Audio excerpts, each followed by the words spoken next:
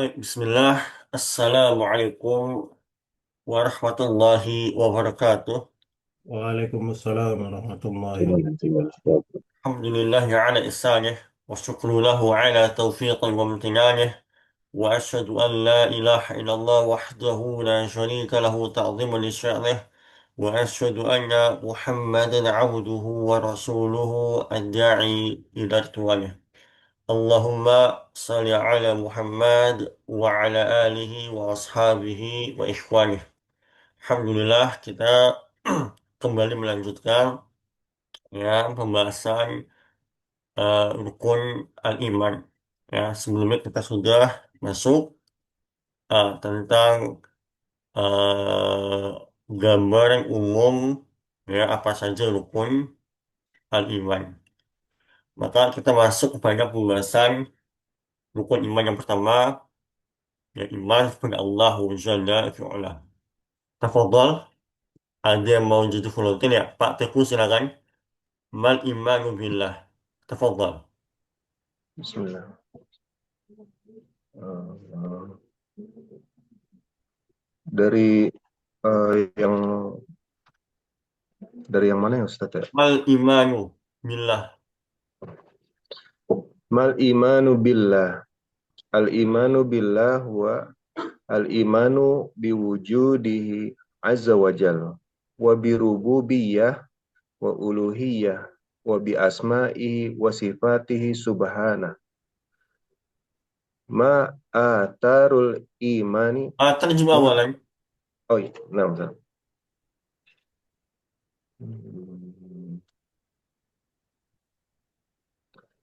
Apa yang dimaksud dengan beriman kepada Allah? Beriman kepada Allah adalah mengimani keberadaan ya Ustaz ya, wujud, Enam.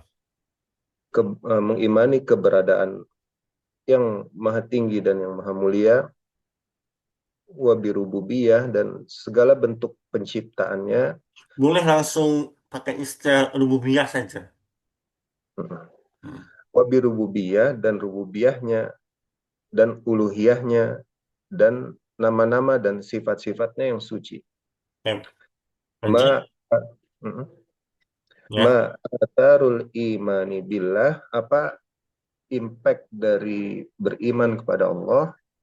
Al-imanu billahi lahu atharun azimah.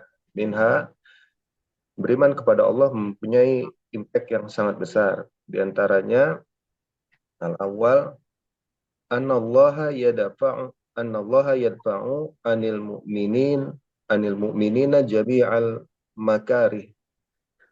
Ya, Allah melindungi orang-orang yang beriman dari semua keburukan. Wa yunjihim minasyada'id, dan menyelamatkan dari kesulitan-kesulitan.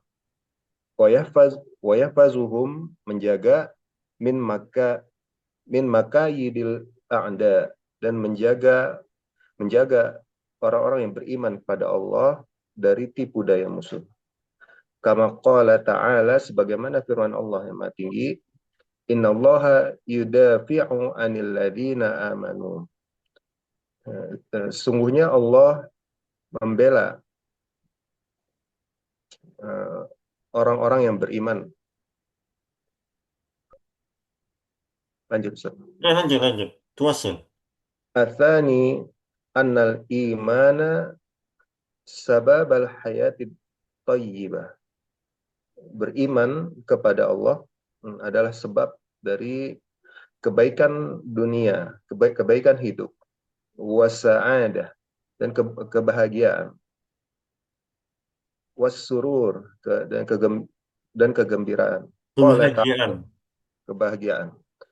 Qala ta'ala, sebagaimana firman Allah, man amila solihan, barang siapa yang beramal soleh, min dakarin au unta, dari laki-laki atau perempuan, wa huwa mu'min, dan dia seorang mukmin, falanuhyiyannahu hayatat thayyibah, maka pasti kami akan memberikan kehidupan yang baik. Masya Allah, mumtaz ya Pak Teguh. apa kemampuannya sangat terasah sekali. Barakallahu fikum. Ya, sangat Alhamdulillah. terasah sekali. Barakallahu fikum. Oke, lanjut. Volunteer ini volunteer kedua siapa? Ada? Pak Nur silakan. Asalif. طيب بسم الله الرحمن الرحيم. الثالث أن الإيمان يطهر النفس. عن الإيمان أن الإيمان يطهر النفوس من الخرافات. فمن آمن بالله تعالى حقا فإنه يعلق أمره بالله بالله تعالى وحده. Yang ketiga, anal iman, sesungguhnya iman itu membersihkan jiwa atau diri dari khurafat. Faman amana billah, barang siapa yang beriman kepada Allah Ta'ala haqqan dengan benar, fa innahu sesungguhnya yu'alliqu, dia terikat, Allaka yu'alliqu menggantungkan. dia menggantungkan urusannya kepada Allah yang maha tinggi saja, Nah, semata. semata. Apa aja? Ar-rabi' yang keempat, al-huda wal fawzu wal falahu, kama qala ta'ala anil mu'minin ulaika ala hudam min rabbihim wa ulaika humul muflihun. Yang keempat, al-huda wal nufus, al-huda wal fawz. Ah, iman kepada Allah itu sebagai petunjuk dan sebagai mana fauz, Keberuntungan. sebagai petunjuk, keberuntungan dan kemenangan. Kama sebagaimana Allah Ta'ala berfirman, sebagaimana uh, kalau firman Ta'ala anil mu'minin, kepada orang beriman, ulaika ala hudam min rabbihim wa ulaika humul muflihun. Mereka berada pada petunjuk dari Rabbnya dan mereka adalah orang-orang yang beruntung, orang-orang muflih. Ya. Al-khamis, yang kelima, al-husulu al-husulu ala mardatillahi ta'ala wa dukhulul jannah. Yang kelima, iman kepada Allah yang kelima adalah al-husulu. Apa makna husulu, Ustaz? eh Mencapai atau menuju Ma- Dengan atau iman kepada meraih, ma- meraih. meraih ridho Allah Ta'ala dan dimasukkan oleh Allah Subhanahu wa Ta'ala ke dalam surganya. Masya Allah, mumtaz. Barakallahu fikum, Pak. Ini bagus sekali. Dan seperti biasa, ya saya merasa kalau Pak Yun ini suaranya Ustaz Zulkarnain ya. Hafizullah. Serak-serak basah gitu ya. Oke, baik. Nah, kita memahami ya, dikatakan seseorang itu beriman kepada Allah Jalla fi'ala. Kalau apa? Pertama dia beriman kalau Allah itu ada. Nah, ini penting sekali ini.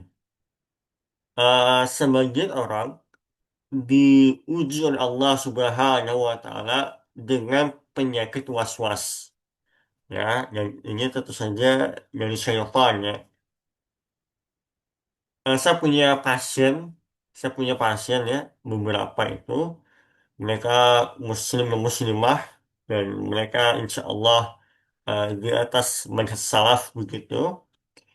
Tapi qadarullah masya fa'ala, mereka Allah uji dengan penyakit was-was. Namanya macam-macam ya. Ada skizofrenia, ada halusinasi dan seterusnya. Nah, di antara was-was yang terus berusaha mereka lawan adalah was-was untuk ya meniadakan Allah Subhanahu wa taala wa yadzubillah. Nah, ini was-was setan ya. Nah, kita kasihan ya. Mereka-mereka ini berusaha terus melawan, tapi qadarullah ya was-was setan terus hinggap di jiwa mereka dan ini gangguan jin ya. Maka eh, konsekuensi dari menafikan zat Allah Subhanahu wa taala maka sama saja ya termasuk banyak pembatal keislaman. Dan kalau kita mau masuk lebih dalam pada pembahasan ini, semua ulama ya berpendapat bahwasanya orang-orang yang menolak Allah Jalla fi'ula tidak di atas aras, namun mereka juga menambahkan keyakinan Allah tidak di mana-mana, afwan Allah tidak punya arah, maksudnya gitu ya. Maka sama saja bermakna Allah Jalla fi'ula itu tidak ada. Wa'iyadzubillah. Paham nggak logiknya, teman-teman? Saya ulangi ya, biar nggak salah paham. Sebagian ulama ahlu sunnah memiliki pandangan bahwasanya kaum muslimin yang menolak Allah, yang menolak zat Allah ya tinggi di atas aras, dan mereka juga berkeyakinan bahwasanya Allah tidak memiliki arah, berarti sama saja bermakna Allah tidak di mana-mana. Berarti sama saja bermakna Allah Jalla fi'ala tidak ada. Wa iyadzubillah. Jadi eh, penafian mereka terhadap zat Allah di atas aras, ya, para ulama mengkhawatirkan ujungnya adalah ya tidak mengimani bahwasanya Allah Jalla fi'ala itu ada. Paham ini, teman-teman? Saya coba cek dulu ya ke Pak ini ya, Pak Teguh. Coba bantu jelaskan kembali penjelasan saya barusan. Saya mau memastikan biar nggak salah paham nih. Eh, eh, anak kurang paham, Ustaz. Oke, coba Pak Bisa Nur. jelasin sekali lagi nggak, Ustaz? Oke, Pak Nur, coba Pak Nur. Iya, hampir sama. Masih mungkin sekali lagi satu ulang Oke, lagi. coba ini fokus ya. Ini Iya, memang agak dalam paham. nih, agak dalam memang. Ya, Cari hubungannya agak sulit. ah sebagai orang ada nggak yang menganggap Allah tidak, zat Allah tidak berada di atas aras? Ada nggak yang berpandangan demikian? Ada saat ada. Ada, oke. Ya. Itu pun satu. Poin dua, sebagai ulama Ahlus Sunnah berpandangan, berpendapat bahwasanya orang-orang yang tidak beriman bahwasanya zat Allah tinggi dan atas, oke? Lalu dia juga meyakini Allah tidak punya arah, ya, berarti nggak di atas gitu ya. Maka sama saja, ya ujungnya adalah meyakini bahwasanya Allah Jalla fi'ula itu nggak ada. Paham? Coba Pak Nur.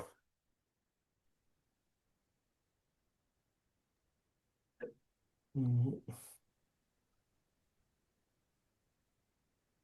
iya. Karena gini, saya tambahnya, karena mereka berdoa kepada sesuatu yang ini kita ini loh, kita pakai perspektif orang-orang yang menafikan Allah yang atas aras ya.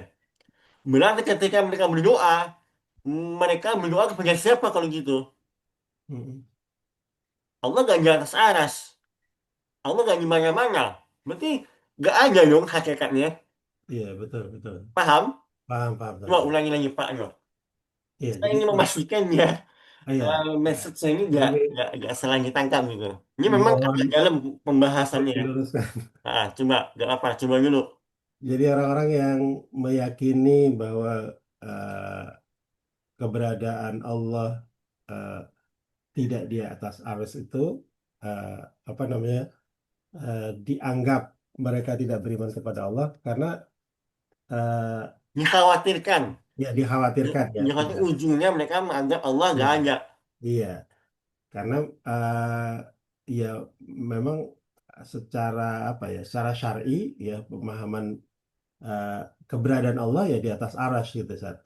Sehingga ketika se apa meyaki apa tidak meyakini keberadaan Allah di atas arasy, lalu eh, di mana Allah berada gitu kan? Ya, Sehingga kepada siapa mereka berdoa kalau gitu? iya Siapa betul, mana mereka berdoa?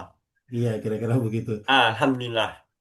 Barakallah itu, Pak. Oke, Soalnya agak tricky ya, ini agak dalam iya pembahasannya. betul, betul. Ya, saya khawatirnya nanti salah ditangkap. Tapi kalau Pak Nur udah paham, insya Allah yang lain paham insya Allah ya. Baik, barakallah fikum. Nah itu, ini eh, inilah sebabnya teman-teman. Mengapa Syekhul Islam Ibnu Taimiyah, Ibnu Qayyim, dan para ulama setelahnya concern banget terhadap isu zat Allah di atas aras. Nah, itu sebabnya. Karena mereka mengkhawatirkan ujungnya adalah penafian Allah Subhanahu wa taala. Itu ujungnya. Dikhawatirkan demikian, ya. Karena mereka menganggap Allah di atas aras. Dan mereka menganggap Allah punya arah. Terus zat yang mana yang mereka meminta kalau begitu? Kalau mereka meminta punya sesuatu zat yang tidak ada keberadaannya, berarti sama saja mereka meminta pada sesuatu yang tidak ada. Nah, itu yang dikhawatirkan oleh para ulama. Ya, makanya para ulama nulis banyak kitab sampai berjilid-jilid hanya membahas zat Allah tinggi di atas aras. Mulai paham sekarang? Ya, kenapa para ulama concern banget pada isu ini? Paham? Paham, Paham, sudah. Ustaz. Alhamdulillah. Nah, kemudian ya setelah beriman ya tentang adanya Allah Jalla fi'ala dan Allah Jalla fi'ala di atas aras ya dan yang menghambarkan adalah Allah Ta'ala sendiri. Ya, sangat tidak tepat kalau misalkan nih, misalkan Pak Nur punya mobil ya. Ini kita kasih permisalan untuk mempermudahkan ini ya pemahaman ya. Yang bagi Allah lebih tinggi gitu ya. Nah, Pak Nur punya mobil misalnya, punya mobil ya. Lalu ya Pak Nur sudah menyampaikan mobilnya tipe misalnya Mercedes atau BYD, BYD tipe Seal itu. Pak Nur yang mengkabarkan ke kita. Tapi terus tiba-tiba Pak Teku bilang, Pak Nur itu mobilnya BMW, bukan BYD, BMW. Nah, kira-kira posisi Pak Teku ini tepat nggak teman-teman? Nggak tepat, Ustaz. Nggak tepat. Kenapa nggak tepat? Karena yang menyatakan keberadaan atau kepemilikan merek mobil itu adalah pemiliknya. Ah, benar. Zaman Allah pemirsa lebih mulia tentu saja. Ini logika sederhana sekali yang banyak orang bahkan menjadi mazhab mayoritas ya di muka bumi ini. Ya, kita boleh katakan mazhab mayoritas hanyalah pemahaman demikian. Ya, menolak sifat Allah yang Allah jelaskan sendiri. Menolak keterangan Allah bahwa Allah Jalla fi'ala di atas aras yang mengkhabarkan Allah Jalla fi'ala dalam banyak ayat. Dan Nabi-Nya Muhammad SAW banyak banyak hadis. Ya, bahkan perayaan Isra Miraj yang dirayakan oleh sebagian besar kaum muslimin, dan mereka mayoritas, ini adalah hujah yang paling kuat malah, yang menandakan bahwasanya Allah Jalla wa'ala tinggi di atas aras. Karena bagaimana mungkin Rasulullah dari bumi naik ke atas? Siapa yang ditemui oleh Rasulullah? Kalau bukan Allah Jalla wa'ala. Betul tidak? Nah, Ustaz. Nah, Tapi hal yang sangat sederhana ini ya sulit diterima oleh sebagian besar kaum muslimin. Maka betapa mahal teman-teman taufik dari Allah Subhanahu wa taala. Ya. Hal yang sangat sesimpel ini, yang sangat sederhana ini, tapi ditolak oleh mayoritas kaum muslimin. Maka bersyukurlah teman-teman di sini. Ya, bersyukurlah kepada Allah Jalla fi'ala ya mudah memahami hal yang sangat sederhana sekali ini. Bersyukur sama Allah. Ya. Banyak orang yang bahkan udah dokter malah. Dokter ilmu agama. Dokter. tapi nggak mau memahami atau nggak bisa memahami logika yang sangat sederhana ini. Ya, makanya dalam pembahasan akidah, ya, eh sifatnya ya tauqifiyah. Ya, kita berbicara tentang Allah Jalla fi'ala sebatas apa yang dikhabarkan oleh Allah Subhanahu wa Ta'ala.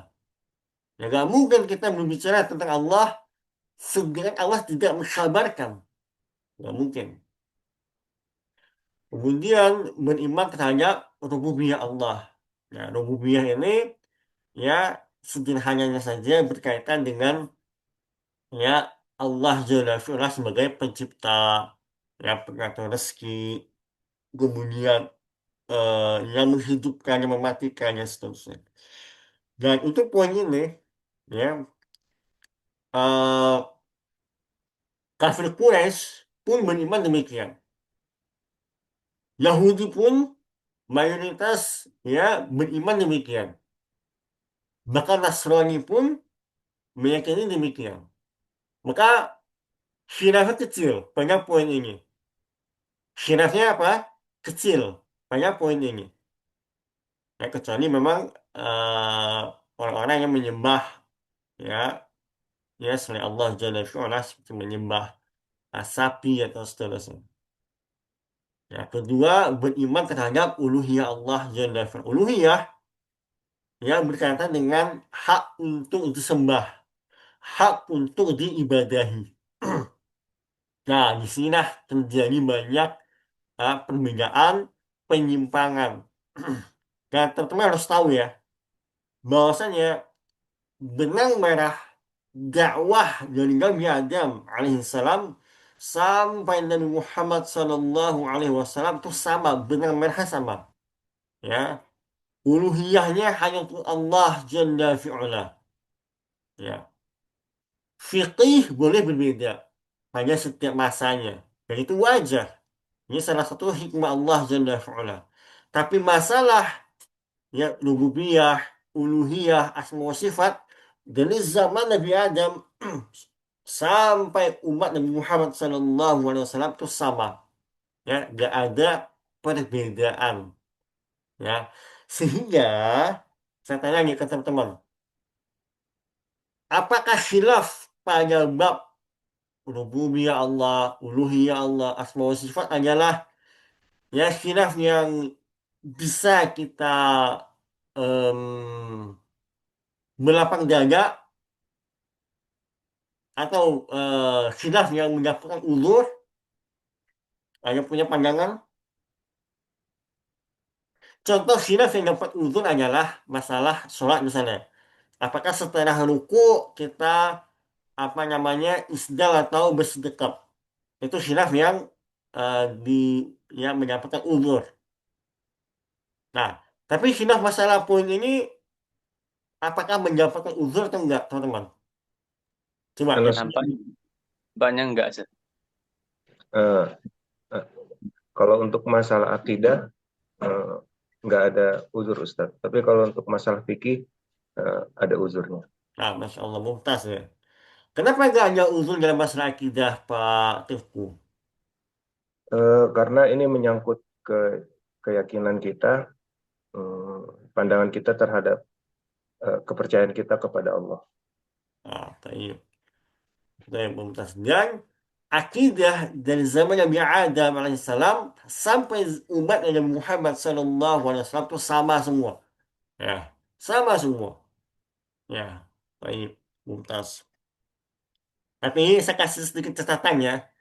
Memang ada eh, pembahasan-pembahasan yang dalam banget, yaitu bukan boleh bilang bukan pondasi dasar ya, itu hanya khilaf kecil-kecil. Ya, contohnya hanya tahu nggak? Khilaf yang kecil-kecil tapi masuk ranah akidah juga. Tapi ini bukan pembahasan dasar gitu ya. Tapi ini udah pembahasan yang mendetail banget. Kalian tahu nggak?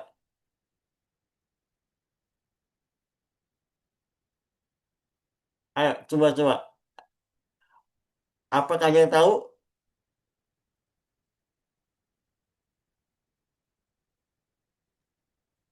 Coba Mohon izin ya, ulangi pertanyaannya, Ustaz. Pak Wahyudi silakan gimana? Enggak, mohon izin ulang pertanyaan, Ustaz. Oh, pertanyaannya gini, kita kan sepakat ya dalam pembahasan akidah yang khususnya rububiyah, uluhiyah, asma wa sifat itu gak ada tidak ada uzur pada khilafnya. Karena dari zaman Nabi Adam ya sama aja kan sampai zaman Nabi Muhammad. Poin ini sepakat ya teman-teman ya. Sepakat? Sepakat, Sepakat. Ustaz. Oke, sepakat. Oke. Nah, tapi pada pembahasan-pembahasan akidah yang lebih mendetail dan rinci, ternyata ada satu dua khilaf lah di dalamnya. Tapi masih pembahasan akidah. Tapi ini pembahasan yang udah dalam banget. Rinci banget. Ada yang bisa kasih contoh nggak? Satu aja. Anda izin, Ustaz. Bapak siapa nih? Wahyu. Pak Wahyudi, silakan. Perihal ketika Nabi Mi'raj, Ustaz. Mm-mm. Apakah Nabi melihat Allah atau tidak? Ini kan Ah, tidak, tapi ternyata para sahabat pun khilaf, gitu, Ustaz. Mas Mumtaz. Ya. Para sahabat tidak apa ya, tidak berbeda pendapat tentang apakah Rasulullah bertemu Allah atau tidak. Itu gak khilaf ya. Itu sepakat. Para sahabat sepakat Rasulullah ya bertemu Allah Jalla fi'ala. Tapi yang menjadi khilaf yang lebih rinci adalah apakah Rasulullah Sallallahu Alaihi Wasallam melihat dengan mata sendiri atau ada hijabnya? Itu khilafnya.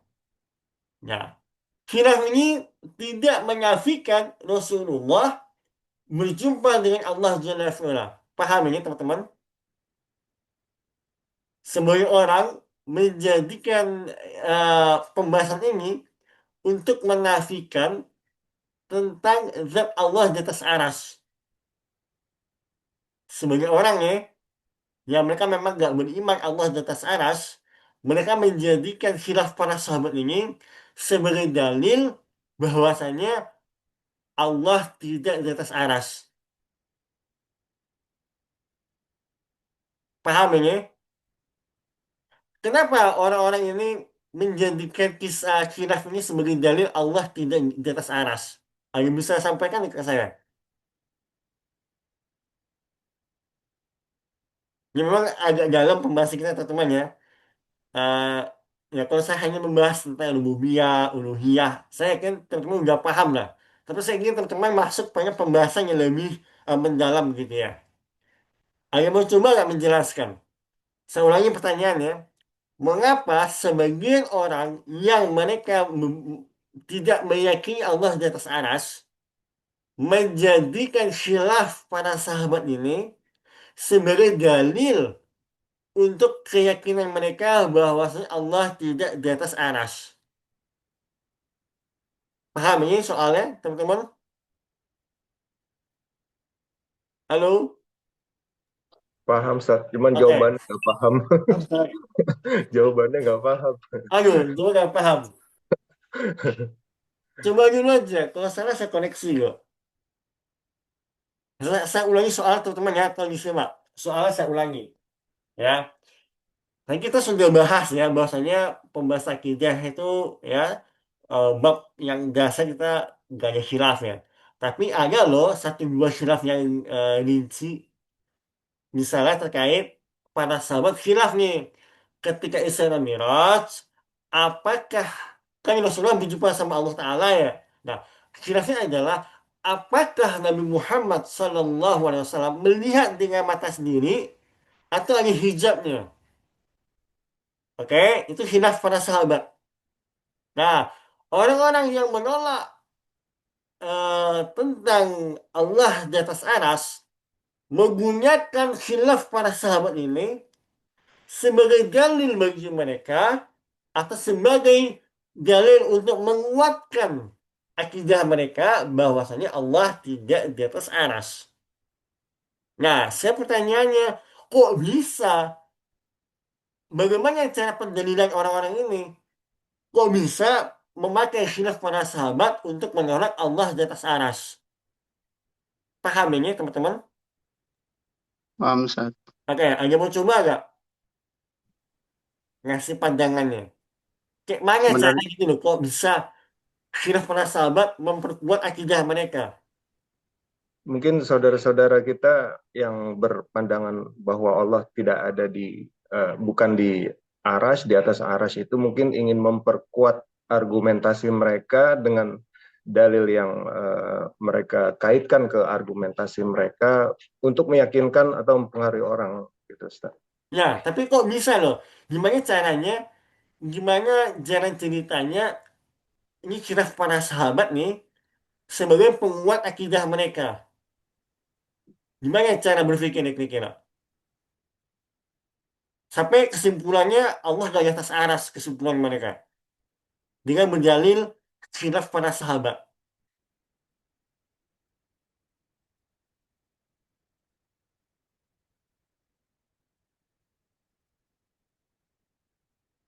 Ayo, coba Pak Nur, ya Pak Nur. Halo Pak Nur, mau coba Pak Nur? Masih agak ragu dengan ini pertanyaannya Coba ya. aja dulu, kalau salah saya koneksi kok. Saya pengen Cuma teman-temannya aktif di kelas. Coba Pak Nur. masih agak ragu dengan ini saat apa Ya, benar. iya antara tadi sulit mencari benang merahnya gitu Sat, ya. Mencari ini kaitannya ya, antara tadi itu pemahaman Enggak, salah. coba kira-kira aja, kira-kira aja. Coba dulu. Kalau salah saya benerin kok. Gitu. Tapi soalnya paham nggak? Saya cuma pengen Pak Nur menganalisa Iya, bagaimana cara berdalilnya orang-orang ini sehingga khilaf para sahabat ya memperkuat kesimpulan mereka Allah gak di atas aras. Nah, gimana tuh jalan ceritanya? Kok kesimpulannya Allah gak di atas aras gitu loh? nah Dengan itu berdalil khilaf para sahabat. iya yang sulit kan eh, saya tidak memahami itu gitu ke pemahaman mereka gitu ya Ustaz.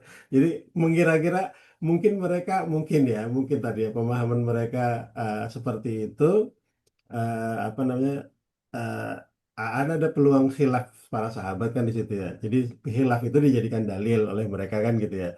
Nah tinggal masalahnya adalah yang mananya nih yang dijadikan dalil oleh mereka bahwa Allah itu tidak berada di atas arsy itu. Nah itu yang apa agak sulit Anda memahami. Ya, tinggi ya. Ya, Iya, kalau itu saya butuh jawab ya. Nah, jadi orang-orang ini, teman-teman, mereka mengatakan ini. Lah, para sahabat ini khilaf tuh. Rasulullah apa, Rasulullah berjumpa atau tidak sama Allah Ta'ala.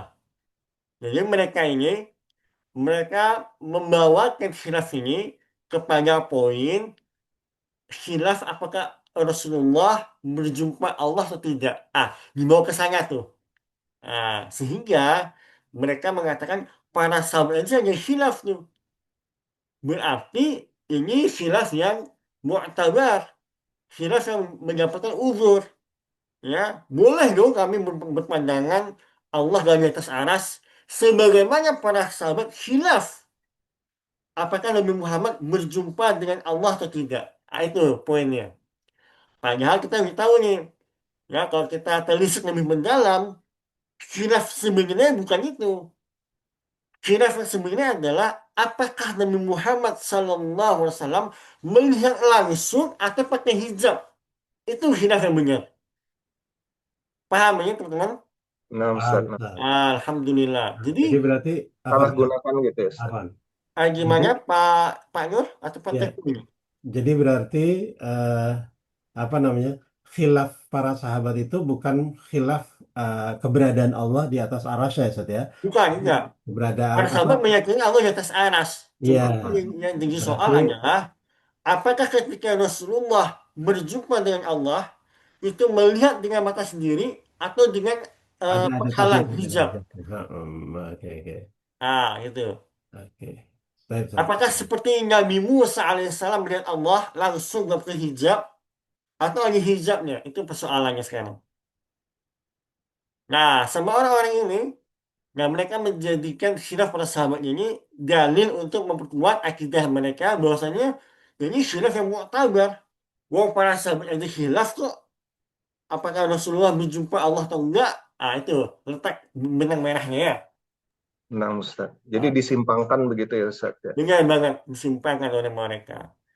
Yang masalah penyimpangan apa menyimpangkan ini kan hal yang wajar nih bagi akidah mereka kan.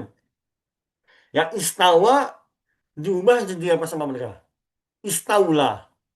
Istawa itu kan kalau kita terjemahkan ya, retelek ya itu apa ya? Sebenarnya sebagai ulama yang istawa istawa gitu ya. Tinggi di atas gitu ya. Jelas ya. Berarti maksudnya apa? Eh, di atas sesuatu gitu ya. Nah, tapi sama mereka diubah menjadi istaula. Istaula apa? Menguasai. Ini pun juga jadi menjadi muskilah gitu ya. Mengganti istaula menjadi istawa menjadi istaula yang bermakna menguasai berarti ini masalahnya pada berujung kepada apa? Berarti Allah hanya menguasai aras saja dong kalau gitu. Untuk apa Allah Jalla wa'ala mengkhususkan penjelasan di Al-Quran berkali-kali kalau hanya bermakna menguasai aras saja? Kan Allah menguasai segala sesuatu. Ini muskilahnya. Ya, ini bantahan subhat mereka gitu ya. Baik. Nah, kita cukupkan dulu pembahasan yang agak mendalam ini ya. Takutnya teman-teman makin pusing kan. Ya, tapi ini tambahan ya ini ya, tema keilmuan saja.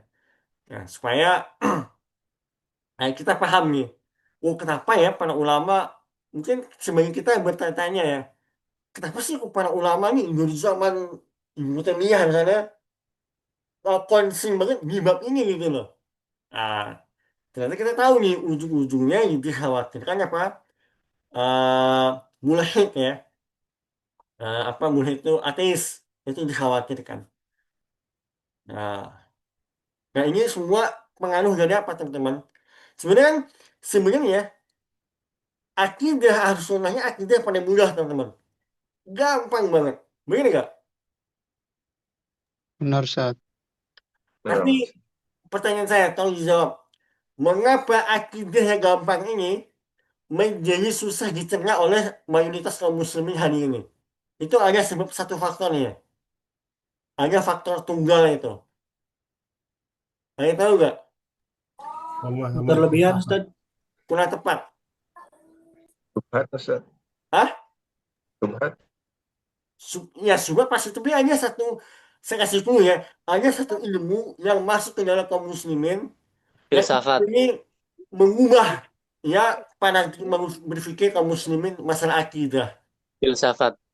begitu banget filsafat dari Yunani jadi di zaman Khalifah setelah Khulafaur Rasyidin ya mungkin generasi ke-8 mungkin eh, ketika apa namanya kemajuan ilmu itu berkembang di Irak gitu ya akhirnya dan Eropa itu juga mengalami kemunduran, ya, kemunduran orang nggak mandi gitu kan. Nah, akhirnya ilmuwan Muslim banyak menerjemahkan pemikiran-pemikiran filsafat. Sebenarnya filsafat sendiri itu baik teman-teman ya. Ada filsafat dalam sains gitu ya. Yang kita hanya fokus pada filsafat dalam masalah ketuhanan ya. Nah, filsafat ketuhanan inilah yang akhirnya mempersulit orang memahami agama Islam yang mudah. Karena filsafat sendiri adalah cara berpikir logik gitu teman-teman ya.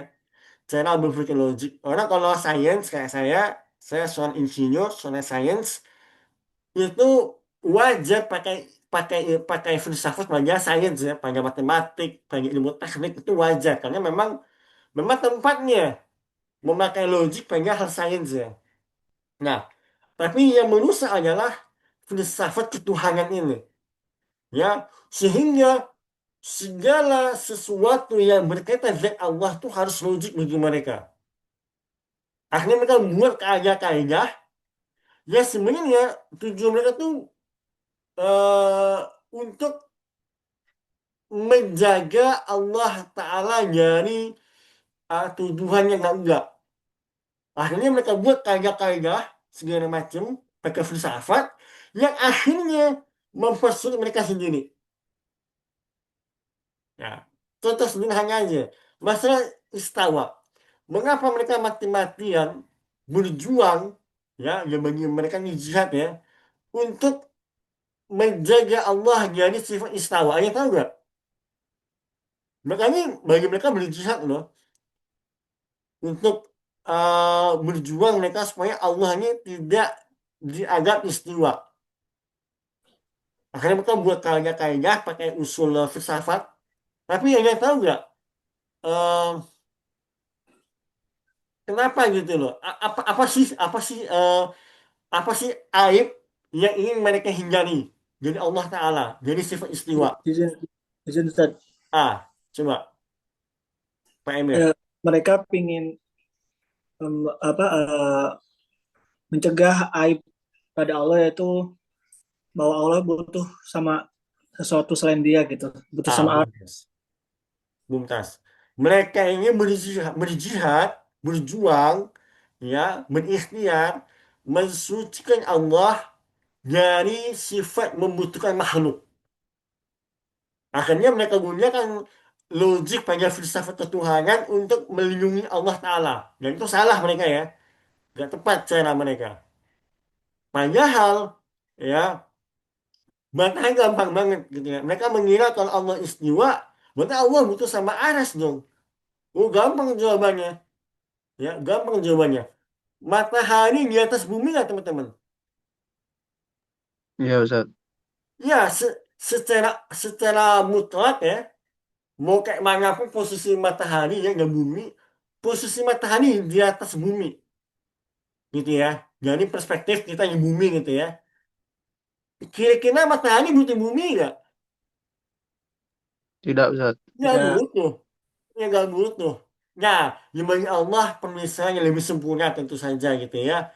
Nah, ini kan sangat sederhana sekali gitu loh, ya, sangat sederhana sekali. Nah, cuma inilah, ya, ketika ilmu filsafat ini, dan bahkan dulu di zaman Hanifah itu, saya lupa entah Al-Ma'mun atau siapa Hanifah itu Al-Ma'mun kali ya, itu membayar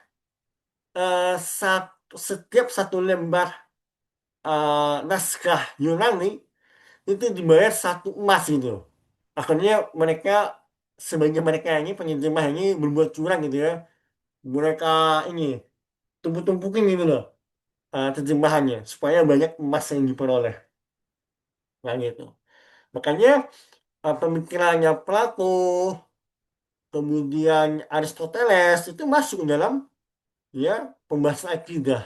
Banyak loh, banyak. Dan di antara ulama yang paling oke banget dalam membantah filsafat adalah siapa? Ada yang tahu? Ada satu ulama, dia membantah filsafat dengan filsafat. Ada Imam yang tahu nggak? Ghazali. Imam Ghazali rahimahullah. Kurang tepat. Jadi ada ulama ahlu sunnah yang dia membantah filsafat pakai filsafatnya mereka buat. Jadi kayak kayak bumerang loh. Dia membantah filsafat pakai kaya-kaya filsafatnya mereka buat sendiri. Ada yang tahu siapa ulama tersebut? Dan kitabnya panjang banget tuh. Ibnu Taimiyah, Ustaz. Begini banget. Ah, Ibnu Taimiyah itu punya kitab ah, apa ta'arud apa gitu ya. Eh, ya, atau ta'arud atau semacam gitu, saya lupa nama kitabnya. Itu berjilid-jilid dan itu totally filsafat sebenarnya. Tapi filsafat yang belum pakai ini membantah filsafat orang-orang yang menolak Allah Ta'ala. Ibnu Taimiyah ini cara membantah yang paling elegan loh. Dimana kita bisa membantah argumentasi lawan pakai argumentasi yang mereka buat sendiri. Itu kan udah telak ya. Telok banget Ustaz. Nah, itu telak. Kalau kita bantah pakai dalil, yang dibantah pasti kan, oh itu kaidahnya kayak gitu ya. Tapi kita bantah dia pakai kaidah yang mereka buat sendiri. Wah, itu udah telak ya, udah 100% lah, udah bisa dibantah lagi. Nah gitu. Oke, kita lanjut dulu ya. Kita terlalu banyak bahas di poin ini. Oke. Oke. Eh, Alfa Susani atau kalau ada pertanyaan silakan. Apakah ada Apa pertanyaan apa sebelum, Ustaz? sebelum kita lanjut? Izin Ustaz, Ya, Pak Emir silakan. yang bahwa Nabi itu melihat Allah Ustaz, seperti apakah seperti Nabi Musa gitu kan? Hmm. Tapi kalau misalkan kalimullah, kenapa hanya ke Nabi Musa Ustaz? Apa memang Nabi Muhammad itu bukan termasuk yang berbicara langsung Ustaz? Wallahu a'lam. Wallahu a'lam. Wallahu a'lam. Saya lebih condong pada pendapat satu-satunya nabi yang benar-benar ya diajak berbicara langsung ya wallahu a'lam itu Nabi Musa alaihissalam. Wallahu taala alam. Itu yang saya condong ya.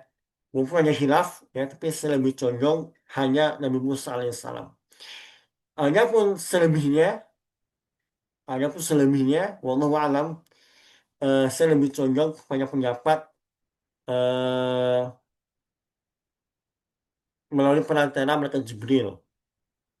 Wallahu taala alam. Mungkin kalau saya salah boleh dikoreksi ya. Gitu. Cuman yang pasti berbicara langsung dengan Allah Taala ya hanya Nabi Musa alaihissalam. Wallahu taala alam. Baik. Lagi lagi yang lain? Oke, kita lanjutkan.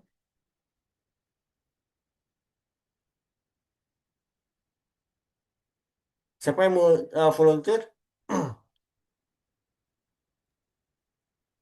Anda boleh, Ustaz. Boleh, Pak Wahyudi, silakan. Al-faslu tsani al-imanu bil malaikah. Pasal yang kedua tentang iman kepada malaikat. Mal imanu bil malaikah. Apa itu iman kepada malaikat? Al imanu bil malaikahu al imanu biwujudihim. Iman kepada malaikat adalah mengimani keberadaan mereka, wa bi asma'ihim, mengimani nama-nama mereka, wa sifatihim, dan sifat mereka, wa a'malihim, perbuatan atau tugas, allati zukirat fi kitabillahi au sunnati rasulillah au sunnati rasulih sahihah, atau yang disebutkan dalam kitab Allah dan juga di hadis-hadis Nabi Shallallahu Alaihi Wasallam. Wahum ibadun khuliqu min nur, dan mereka para malaikat itu adalah ibadah yang diciptakan dari cahaya. Waqala, tuwasil. Waqala Nabi Shallallahu Alaihi Wasallam khuliqatil malaikah min nur. Nabi Shallallahu Alaihi Wasallam bersabda, malaikat diciptakan dari nur. Udzkur ba'da asma'il malaikah wa a'malihim. Sebutkan beberapa nama malaikat dan tugas mereka. Wa minal malaikah, di antara malaikat satu ada Jibril, wa huwa muwakil bil wahyi. Yang pertama adalah Jibril, itu tugasnya sebagai pembawa wahyu. Sanian Mikail, wa huwa muwakil bil qatr, ay bil matar wa nabat. Tugasnya adalah bil Al-Qatar. qatr, Apa Al-Qatar? ay bil matar, itu Nah, menurunkan hujan, wa dan nabat, dan menumbuhkan. tumbuhan.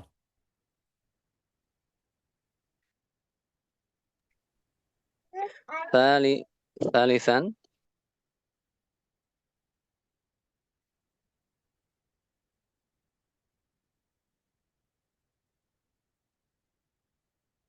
Halo, Pak Wahyudi, hilang suara ini. Oke, Pak Wahyudi terputus ya. Oke, hanya mau volunteer lagi tadi siapa ya? Yang resen ya? Ada yang mau menggantikan? Silakan, yang lain. Ya, Ustaz. Pak Emir silakan. Asalis. asalis Israfil, malaikat Israfil wa huwa muwakkilun bin nafsi fisur inda qiyamis saati wa ba'atil khalq. Dan dia adalah wakil bin di naf apa nafas Meniupkan, nafkh itu meniupkan. meniupkan uh, sur awan itu saat indah qiyam. Asul itu sangkakala. Karena di di malam di hari di hari akhir Ya, kemusaha itu hari kiamat hari kiamat wabaksil khalq dan menghidupkan dan makhluk. oh ya mencatat makhluk. Oke. Ar-Rabi, Rabi malakul maut wa huwa mukilun biqad biqabdil arwahi indal maut, dan dia ada mobil itu wakil yang mengambil ya, mencabut.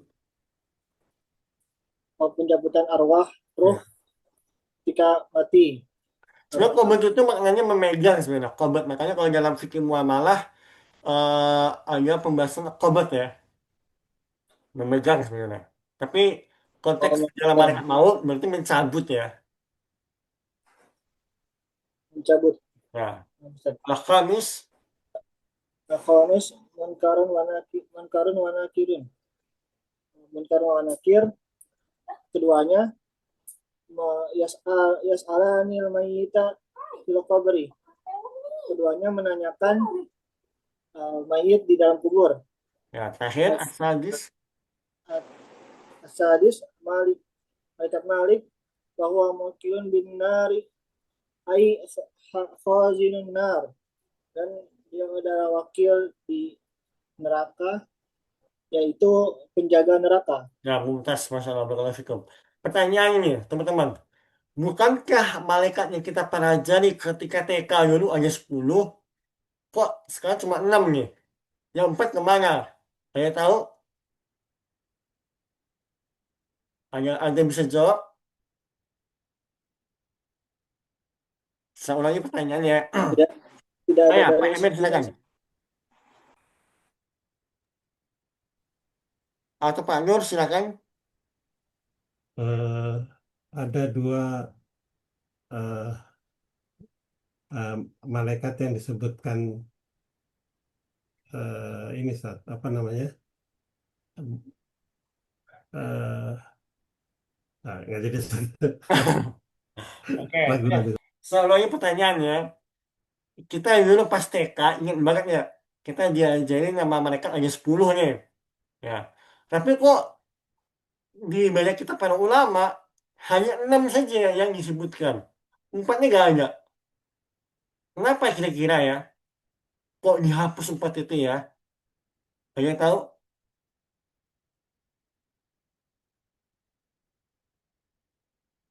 Nah, teman-teman harus berani menyampaikan pandangan ya. Kalau dan salah dalam belajar itu gak ada masalah kok. Yang penting kan kita koneksi ntar ya. Ini disebut dua saja. Kalau waktu TK mungkar sendiri, nakir sendiri. Ah, Terus rakib dan atid itu sendiri-sendiri gitu. ah, ah. Kemana harus Rukib Atid? Kok gak ada sini? Itu bukan nama malaikat saja. Nama apa dong kalau gitu? Lebih kepada sifat dari tugas Bener mereka. banget, Masya Allah. Dan yang nama malaikat yang sahih hanya 6 ya. Dan apakah malaikat hanya 6? Enggak banyak.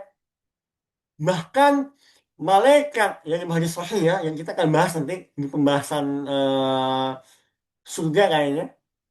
Eh, ada hadis sahih tentang malaikat-malaikat yang tugasnya apa namanya memegang rantai neraka. Jadi neraka itu dikesankan dalam hadis sahih sebagai apa sesuatu yang buas gitu ya.